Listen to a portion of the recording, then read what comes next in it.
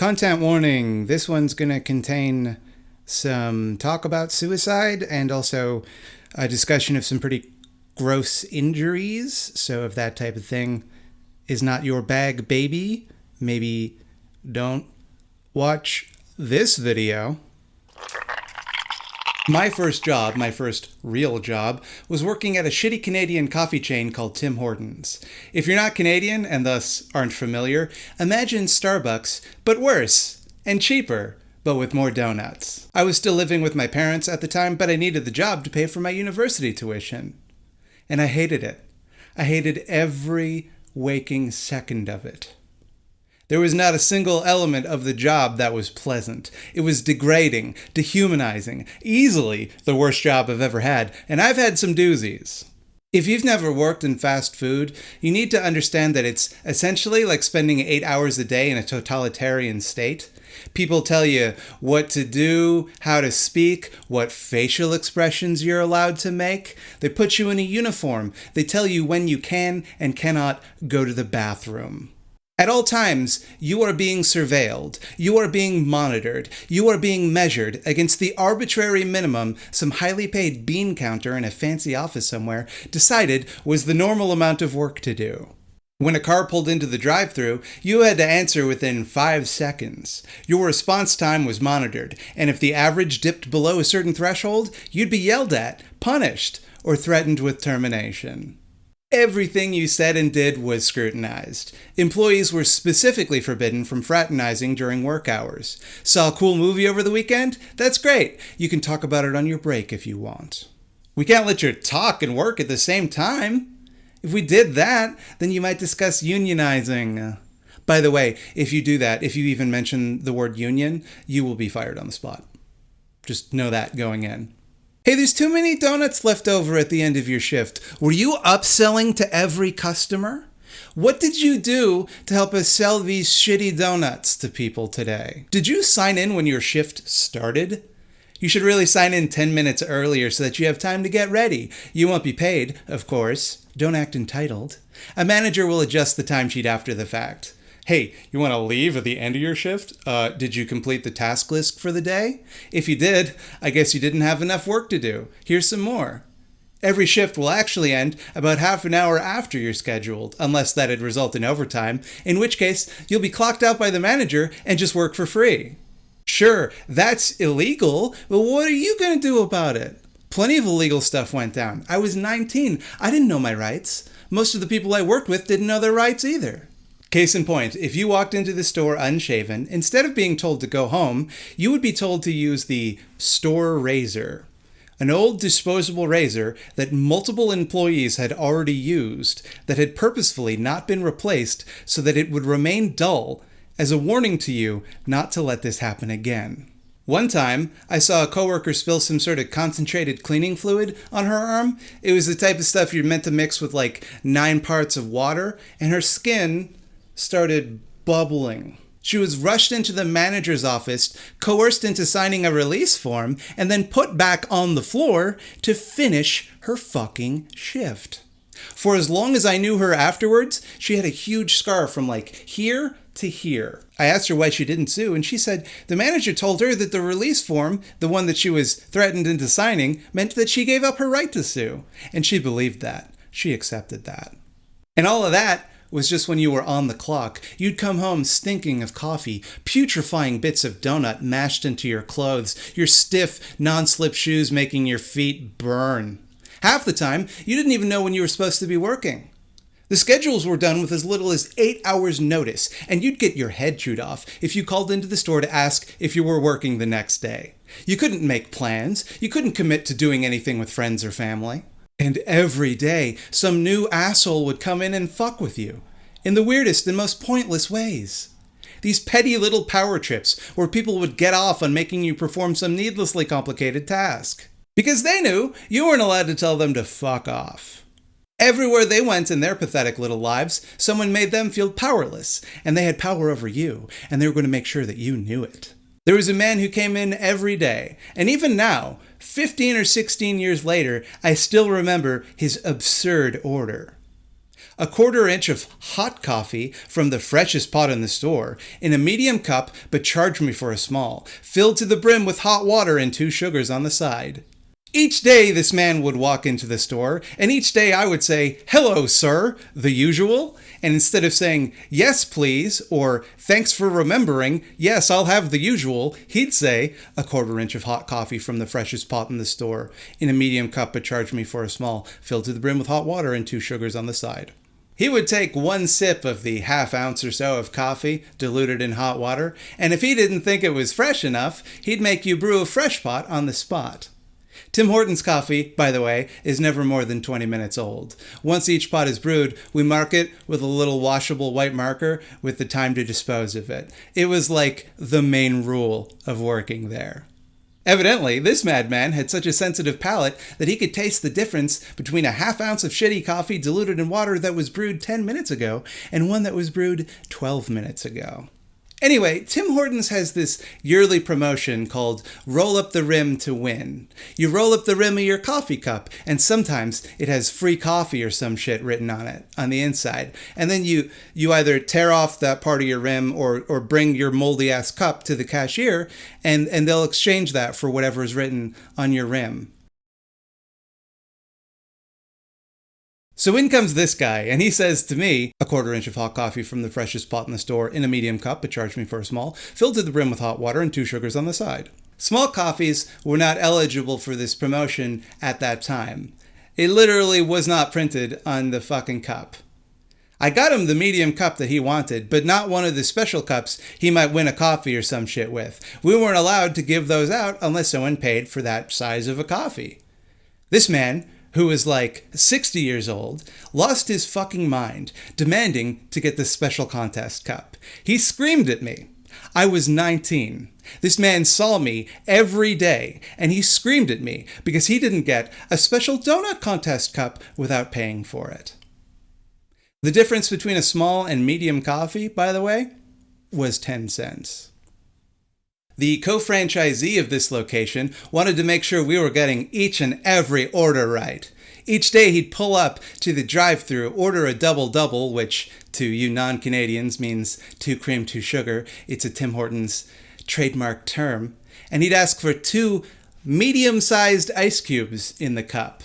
We had a machine with completely uniform ice chips, but each time he did this, he would take a long sip of coffee, hold it in his mouth for dramatic effect, and then decide based on the temperature whether or not the correct size of ice cube had been used. If he imagined you used the wrong size of ice cube, he'd get out of his car, come into the store, and yell at you. And that was about 70% of the time, in my experience. I remember I had a thought back then that I wish I had listened to. I thought, geez, if this guy just came in here and worked with us, he'd know how the equipment worked. How can he run the business? How can he be qualified to judge our performance if he didn't even know how the job was done? I remember the day I decided to quit. I was walking to work after school. I had to walk because my abusive stepfather, who had never held down a steady job as long as I knew him, would lose his goddamn mind if he felt I was asking for rides too often. So I saved up my rides for when it was raining. This particular Tim Hortons was along the side of a highway, across from a bunch of box stores. And on this day, I saw this big truck coming down the road, and it occurred to me that if I just jumped in front of that truck, I wouldn't have to go to work. And in that moment, it felt worth it to me. That day, I called my mom on my break, very ashamed that I couldn't hack it at this crappy job. I handed in my 2 weeks' notice. They demanded 3 weeks from me. I gave it to them. I always just gave them what they wanted. I was terrified that if I didn't, I'd get a bad reputation in the business community, because that's how I was taught things worked.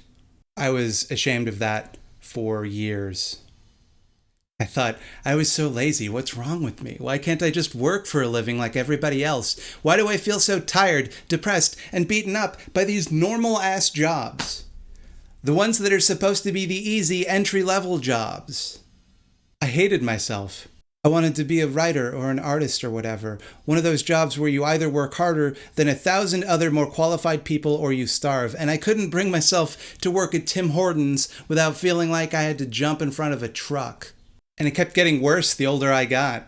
I kept getting shitty job after shitty job after shitty job. I wasn't qualified to do anything else. I wasn't smart enough, charismatic enough, connected enough. I don't know. I wasted my 20s because I was so scared that I wouldn't amount to anything that somewhere along the line I decided to prove myself right. And I sank into this horrible depression and abused the generosity of my family and ex-girlfriend. I paid back my ex. Not sure I'll ever afford to pay back my family. And all I could think was, is this all there is for me? I'm just going to keep working these menial, pointless jobs for the rest of my life? And maybe I can't even hack that? Why am I so lazy? Looking back, it kind of made sense. I worked my ass off for a long time at that job, and no matter how hard I worked, it never got any better. I was never treated better. I got yelled at either way. The only people who benefited from my hard work were the assholes that I felt were taking advantage of me. I got paid the same amount whether I busted my ass or did the bare minimum. And here I was, spending every waking moment of my life either doing schoolwork or working for minimum wage, or walking between the two locations where I did those things. No wonder I was miserable. No wonder I didn't want to live like that. No wonder that faced with the prospect of not getting more out of life than a shitty, unrewarding job that didn't even pay the bills, I kind of just disconnected from it, you know?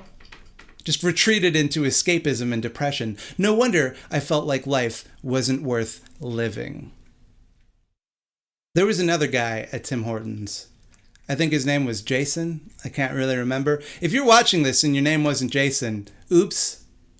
He was older than me. At the time, he was about the age I am now, and he worked so goddamn hard at that job. It annoyed the shit out of everybody. I remember it was my first week or so, and I was sitting on the break room on my legally mandated 15-minute break, and in walks Jason, and he asks me, "How you like the job so far?" And I said, "I don't know, man. I'm kind of stressed out. It feels like there's always a lineup of people, and you just can't get the coffee to them fast enough to keep them from getting mad at you." And he got this big grin on his face, and he said to me, "I love when there's a line. I live for the challenge. When I see a big line all the way out the door, I can't wait to get out there and bust it down." Cool, man. Cool. He would never take his full break, which, by the way, he was legally obligated to do. He would dare people to time him with the egg timer we were supposed to use to measure our break time with, to see how fast he could eat his lunch before getting back on the floor. I was always afraid he would choke. Then he'd rush back to work, sweating from the exertion of moving as fast as he was able to.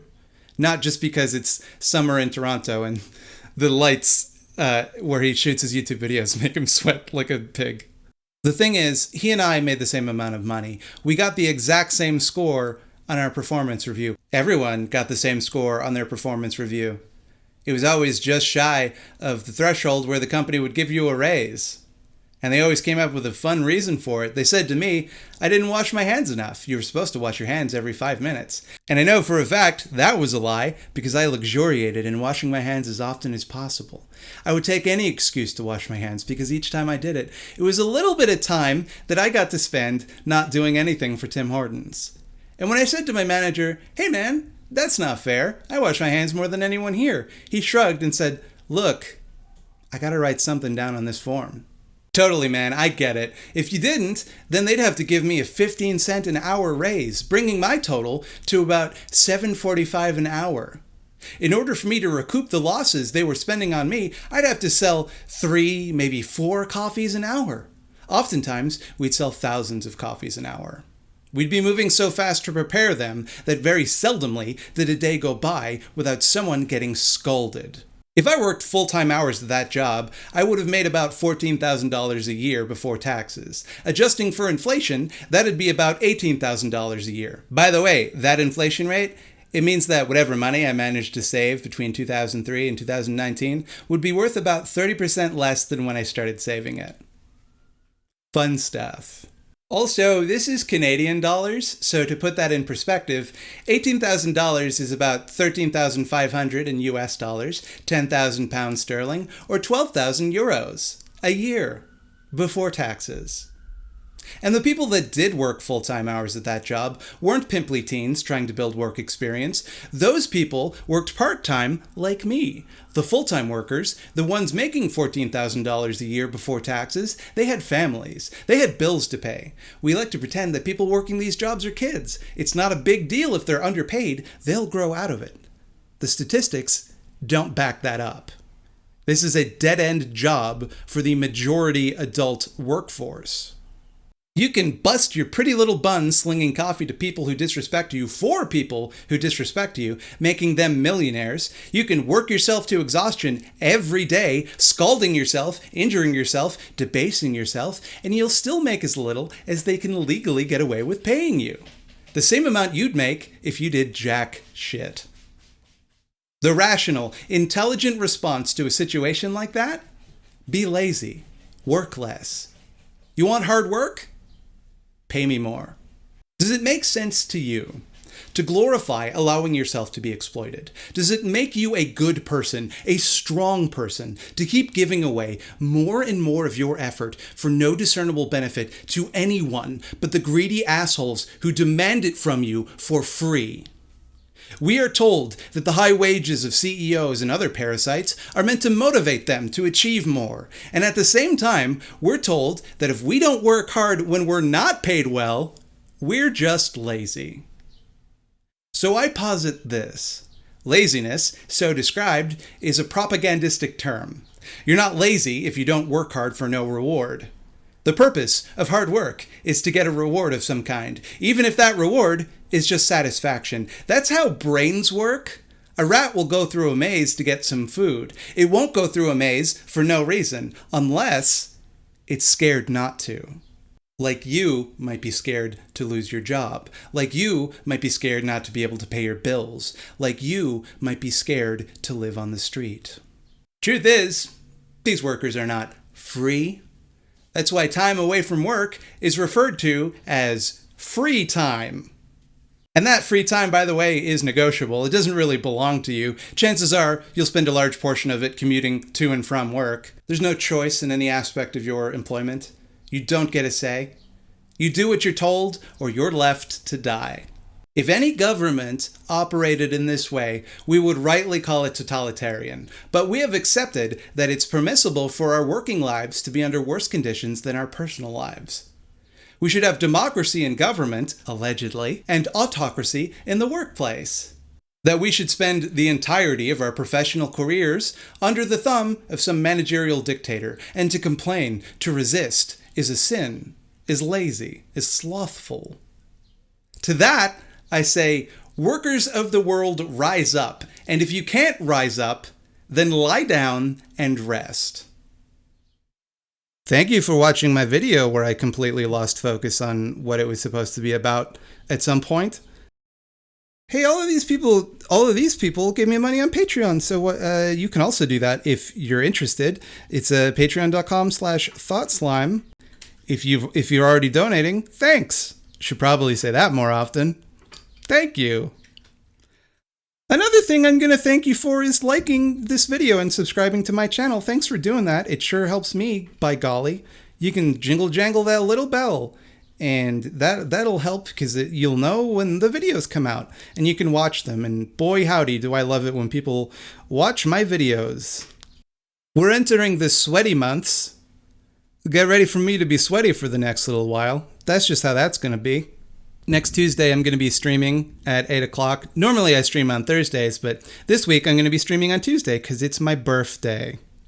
It's the day of my birth. I will be turning many years old. None of your business. A lady doesn't tell.